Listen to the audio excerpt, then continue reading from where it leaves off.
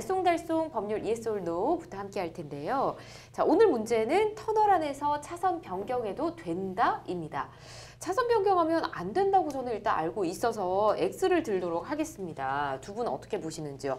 자, 터널 안에서 차선 변경해도 된다. OX 들어주십시오. 자, 지금 보니까 김 변호사님 우선 O 들어주셨고요. 박 변호사님 X 들어주셨네요. 네.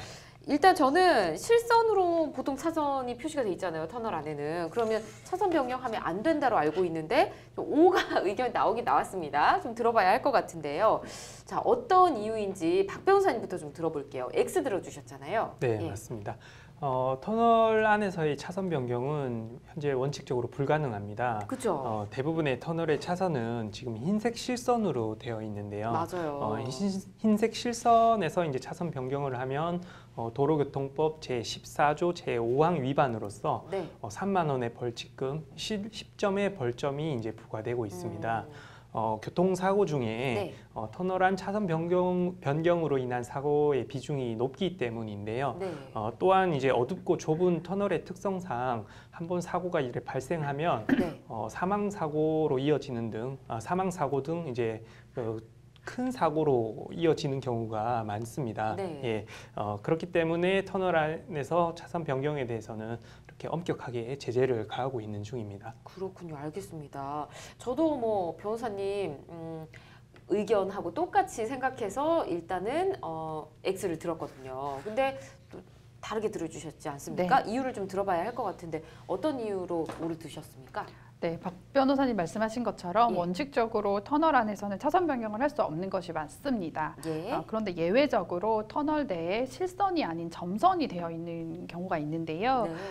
지금 전국의 세 곳 터널에서 시범적으로 네. 그 차선 변경이 가능하게 점선 차선을 도입을 했는데 예. 오히려 그 다른 터널 사고 발생보다 오히려 70% 정도가 감소가 되었다고 해요. 그렇군요. 네. 그런 결과에 따라서 지금 차선 변경을 금지시켰던 기존의 규제를 좀 완화시키려고 하고 있습니다. 그렇군요. 제가 O를 드셔서 의아해했는데 그 미소를 싹 지으시는 네. 표정에 이런 답이 있었군요. 네.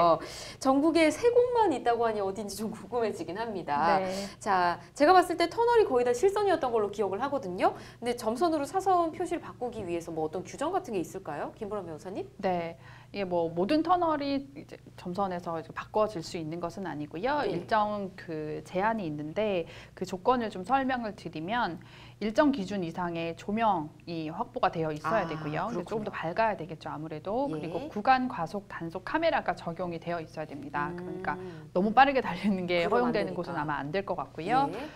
그리고 우측길 어깨폭이 2.5m 이상 이렇게 세 가지 조건을 갖춘 경우에만 차선 변경이 가능한 터널로 이제 변경을 할 수가 있습니다. 예. 근데 조심하실 것은 이런 경우에도 차선 변경이 가능하다는 것이지 이제 네. 추월이 가능하다는 건 아니거든요. 그래서 네. 추월은 어떤 경우에든 불가능하고 네. 차선 변경만 가능합니다. 그렇군요. 네. 자, 이렇게 바뀔 수 있다 하더라도 지금 말씀해 주신 조건도 맞아야 하지만 어떤 경우에도 추월은 불가능하다라고 또 강조를 해주셨습니다. 근데 만약에 터널 내에서 추월을 하게 되거나 과속을 하게 된다, 뭐 그럴 수도 있지 않습니까? 어떤 처벌을 받게 될까요?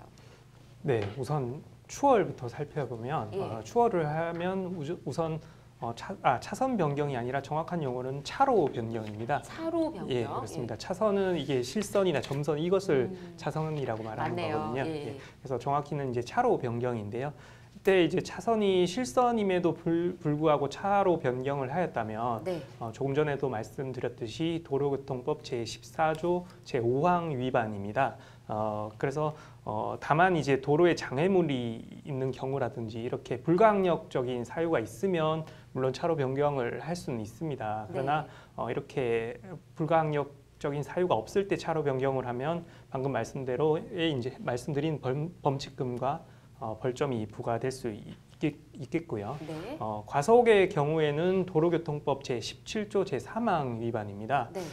과속의 경우에는 이제 위반의 정도에 따라서 범칙금과 뭐 과태료 그리고 벌점이 아주 다양하게 책정이 되어 있는데요. 예. 시속 20km 이내로 위반하는 경우에는 최저인 이제 3만 원의 범칙금 또는 4만 원의 과태료가 부과될 수 있고요. 예. 다만 이제 벌점은 없습니다.